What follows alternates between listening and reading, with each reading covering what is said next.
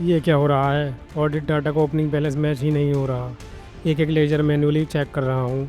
Sundry debtor अलग, creditor अलग, reserve and surplus अलग, फिक्स एसेट अलग।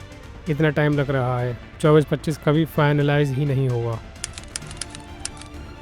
नो भाई, बड़े परेशान लग रहे हो, क्या बात?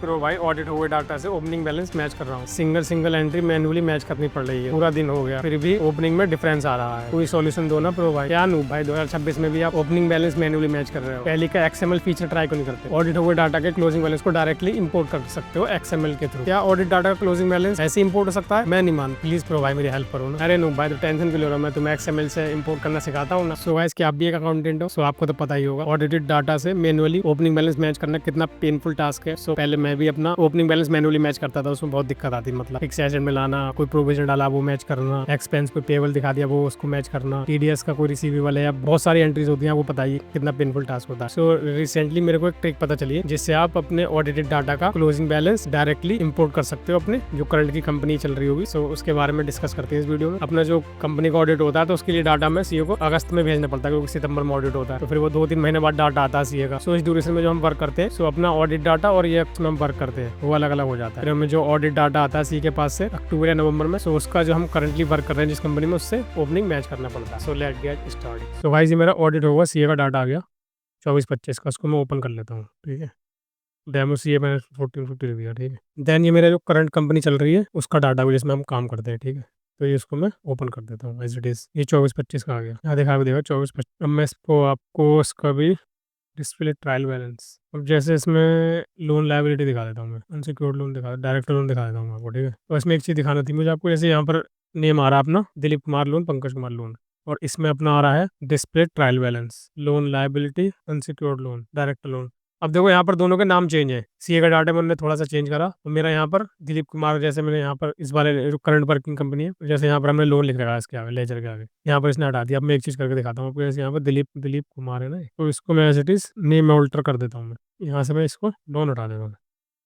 मैंने ये सेम डाटा सीए की तरह कर दिया है यहाँ इसका मैं बताऊँ क्यों करा मैंने ऐसा। एक में एज इट इज छोड़ देता हूँ, ठीक है। अब मैं यहाँ पर अपना सीए का डाटा आ गया, यहाँ पर मुझे क्या करना है, एक्सपोर्ट में चलना है यहाँ पर, और यहाँ पर हमें चलना है मास्टर्स में। अब यहाँ पर कॉन्फ़िगर कर लेना है, यहाँ पर शो मोर अगर करना चाहो तो कर लेना, नहीं तो कोई type of master ledger select कर लेना है। नीचे इंक्लूड डिपेंडेंट मास्टर को यस कर देना है, एक्सपोर्ट क्लोजिंग बैलेंस ओपनिंग वाली यस कर देना है, और डेट यहाँ पर हमें तो सीए का ऑडिट डाटा हो उसकी डेट कर लेनी है। जैसे अपना 24-25 का डाटा तो उसकी क्लोजिंग डेट हो गई 31 मार्च 2025, तो वो सिलेक्ट कर लेना है। ये डिफॉल्ट ऑल लैंग्वेज कर देना है, एक्सएमएल छोड़ देना है, ऐसी लोकल ड्राइव कर देना है, और यहाँ पर फोल्डर पाथ चेंज करना है तो कर देना है। जैसे मैं यहाँ पर कर देता हूँ डेस्कटॉप, इसमें कर देता हूँ, ठीक है। बाकी मास्टर अपना ही ओपन फोल्डर से छोड़ देना है, इसे इसे नो रहने देना। अब यहाँ पर हम सिंपली इसको एक्सपोर्ट मार लें, ये अपना एक्सपोर्ट आ जाएगा, दिखा देता हूँ तुम्हें। यहाँ पर करा हमने, ये अपना मास्टर्स आ गया एक्सएमएल वाला। अब हमें क्या करना है, जो अपनी करंट वर्किंग कंपनी है, जैसे मेरी डेमो वर्किंग कंपनी है, ठीक है, एज इट इज, इसमें एक दो चीज करनी है, मैं दिखा देता हूँ। इसमें हमें चले जाना है सबसे पहले चार्ट ऑफ अकाउंट्स पे, ठीक है। यहाँ क्लिक कर लेना है, लेजर्स पे क्लिक कर लेना है, यहाँ पर सारे लेजर आएंगे अपने, ठीक है। देन हमें क्या करना है, यहाँ पर आएगा मल्टी मास्टर, इस पर क्लिक कर लेना है, और यहाँ पर दिखेगा आपको मल्टी ऑल्टर, इस पर क्लिक कर लेना है, ये ठीक है। और यहाँ पर ये आएगा अपना ऑल आइटम्स पे, इस पे क्लिक कर लेना है एज इट इज। अब यहाँ पर क्या करना है, ये जैसे अगर ये ओपनिंग आ रही है हमारी, जो हमने डाटा स्प्लिट करा था, ये हमारी जो वर्किंग कंपनी थी उसकी ओपनिंग आ रही है सारी। तो अगर हम इसको एज इट इज छोड़ देंगे तो वहां से हम जो फाइल एक्सपोर्ट करेंगे तो ये दोनों को मर्ज कर देगा, मतलब ये वाली ओपनिंग भी ले लेगा और सी वाली भी ले लेगा, तो डबल डबल हो जाएगी। इसलिए हमें क्या करना है, यहाँ पर इसको जीरो ओपनिंग बैलेंस पे क्लिक कर देना है यहाँ पर, तो अपनी जितनी भी ओपनिंग है सारी एज इट इज जीरो हो जाएगी। अब इसको कंट्रोल ए से सेव कर देना, बस सेव कर दिया हमने, ये काम हमारा हो गया। बाकी इसमें इन्वेंट्री में कोई इफेक्ट नहीं पड़ता, आपकी जो इन्वेंट्री एज इट इज रहेगी ना, ओपनिंग कर भी हमने ओपनिंग जीरो कर भी दिया तो आपकी जो इन्वेंट्री है वो एज इट इज रहेगी, कोई दिक्कत नहीं है उसमें, ऐसी रह जाएगी। अब देखो ट्रायल बैलेंस ओपनिंग हमारा कुछ नहीं आ रहा हुआ इसमें, मैं आपको करके दिखा भी देता हूँ। ये वर्किंग वाली में F12 so opening balance yes और सो क्लोजिंग बैलेंस नो कर देता हूँ। अब देखो यहाँ पर अपनी ओपनिंग कुछ भी नहीं आ रही है, ठीक है, ओपनिंग जीरो हो जाएगी सारी। अब हमें क्या करना है, सिंपल इंपोर्ट पे चले जाना है, और हमें यहाँ पर सीधा मास्टर पे चले जाना है, और यहाँ पर हमें एक्सएमएल को सिलेक्ट कर लेना है। देन यहाँ पर हमें जो पाथ अभी एक्सपोर्ट करी थी फाइल, वहां से select from drive desktop पिकोला 2526 master XML. अब देखो यहाँ 3 ऑप्शन आता है, ये थोड़ा देखने वाली चीज है। अगर आप कंबाइन ओपनिंग कर देंगे तो वो ओपनिंग कंबाइन कर दोगे तब भी कोई दिक्कत नहीं, बट हमने ओपनिंग तो जीरो कर दी है। और इग्नोर डुप्लीकेट छोड़ देना। हमें क्या करना है ना, यहाँ पर हमें तीसरा जो ऑप्शन है मॉडिफाई विद न्यू डाटा, तो हम ओपनिंग जो है मॉडिफाई विद न्यू डाटा पे एंटर कर देना है। बैकअप कंपनी, हाँ आप एक बार बैकअप ले लेना कंपनी का, मैंने बैकअप ले लिया था, उसके बाद मैंने दोबारा मैच कर लिया था, तो आप एक बार अपनी कंपनी का बैकअप ले लेना सही से। तो मैंने तो बैकअप ले रखा, इसको मैं नो कर देता हूँ। अब सिंपली हमें इंपोर्ट के लिए एंटर प्रेस कर देना है। अब ये लेजर जो है सारे ओपनिंग इंपोर्ट हो रहे हैं, थोड़ा सा टाइम लगता है, 2-4 मिनट इसमें। अभी दिखा रहा है कुछ पैसे एल कुछ दिक्कत आई। Line the closing balance date is out of range of for stock in hand ledger, ये बता देता हूँ, ये मेरे को पता है क्यों दिक्कत आती है, ठीक है। सो अब मैं आपको इसका ट्रायल बैलेंस दिखा देता हूँ, और इसको हम ओपनिंग को यस कर देंगे, क्लोजिंग को नो कर देंगे, एंटर कर देंगे।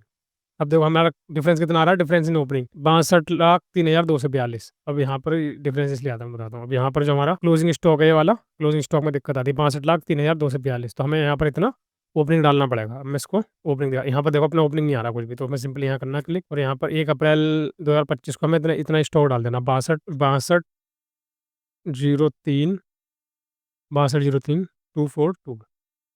तो इसको एंटर प्रेस कर देना है, ठीक है। अपना ये आ गया। अब देखो डिफरेंस अपना बैलेंस शीट में डिफरेंस देखो गायब हो जाएगा, डिफरेंस खत्म हो गया ना सारा। अब मैं आपको लेजर भी मैच करा देता हूँ। डिस्प्ले ट्रायल बैलेंस में देखो अपना डिफरेंस हट गया। सो मैंने जो अनसिक्योर्ड लोन था वो अपनी करंट वर्किंग कंपनी में ऑल्टर करके चेंज करा था, मैं बताता हूँ क्यों करा था। तो अपने चलते हैं डिस्प्ले ट्रायल बैलेंस में, और यहाँ पर हम इसको ओपनिंग यस कर देते हैं, क्लोजिंग को नो कर देते हैं।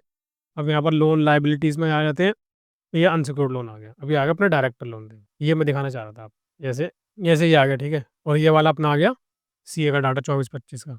तो इसमें एंट्री देखो दिलीप कुमार की या 5,75,000 की आ रही थी, तो उसने एज इट इज़ एंट्री कर दी। अब मैं क्लोजिंग बैलेंस भी दिखा देता हूँ आपको, तब जब समझ में आएगा। क्लोजिंग बैलेंस यस कर देता। इसमें जो है 20 लाख की जो एंट्री थी वो करंट में चल रही थी 25-26 में, वो तो उसने इसमें मर्ज कर दी एंट्री, ओपनिंग को 5,75,000 की ओपनिंग और 20 लाख की ये मर्ज कर दी। बट इसमें इनने क्या करा, इसमें नेम चेंज था थोड़ा, ये ऐसे यहाँ पर लोन लिखा हुआ था, तो उसने क्या करा 2,90,000 का न्यू लेजर बना के कर दिया, और जो हमारी 14,70,000 की एंट्री थी उसको अलग कर दिया। तो इसलिए मैंने आपको नेम चेंज करके दिखाया था कि आप समझ लो। तो आपको पहले नेम चेंज कर लेना है, या बाद में भी आप पढ़ सकते हो। जैसे मुझे क्या करना है, यहाँ पर इसमें 1470 है, इसको ऑल्टर करना है। यहाँ पर 2,90,000 की ओपनिंग की एंट्री हमें इसमें कर देनी है, और ये वाली जो 2,90,000 है इसको ऑल्टर करके यहाँ पर हमें सिंपली इसको हमें जीरो कर देना है यहाँ पर, तो अपनी बैलेंस शीट मैच हो जाएगी। ये तो हो गया अपना, ठीक है। अब मैं आपको फिक्स एसेट दिखाता हूँ। फिक्स एसेट में जैसे अपने इसमें मैं आपको खाली ओपनिंग बैलेंस दिखाता हूँ, क्लोजिंग बैलेंस नो कर देता हूँ। अगर फिक्स एसेट में अपना वर्किंग कंपनी जो है ये एज इट इज आ गया इसमें सारा, तो इसमें फिक्स एसेट दिखा देता हूँ आपको। सीए का डाटा आ गया है फिक्स एसेट। इसमें देखो 3,14,55,244 आ रहा है, 3,55,44,200। इसमें क्या होता है, हमें जैसे यहाँ पर डेप्रिसिएशन डालनी पड़ती है, तो ये एज इट इज अमाउंट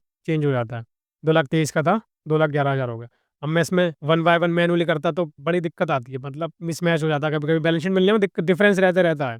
तो मैं तो 8-10 साल से कर ही रहा हूँ, और ये मेरे को ट्रिक इसी साल पता चली थी, थोड़ा सा मैंने दिमाग लगाया था तो मेरे को पता चला था, तो मैंने सोचा आप लोगों के साथ शेयर कर देता। तो एज इट इज़ आपका सारा डाटा आ जाता है। मैं मेरी तो ये कई कंपनी है, मतलब ये मेरी सबसे बड़ी कंपनी थी, तो मैंने इसलिए आपको इसमें एग्जाम्पल के तौर पर करके दिखा दिया। बाकी मेरी 4-5 कंपनी और है, उसमें भी मैंने करा था, तो एज इट इज़ सारा आपको ओपनिंग बैलेंस मैच हो जाता। प्रॉफिट एंड लॉस भी देखो आपका सारा एज इट इज़ आ जाएगा। आई होप वीडियो आपके लिए हेल्पफुल होगी। Thanks for watching.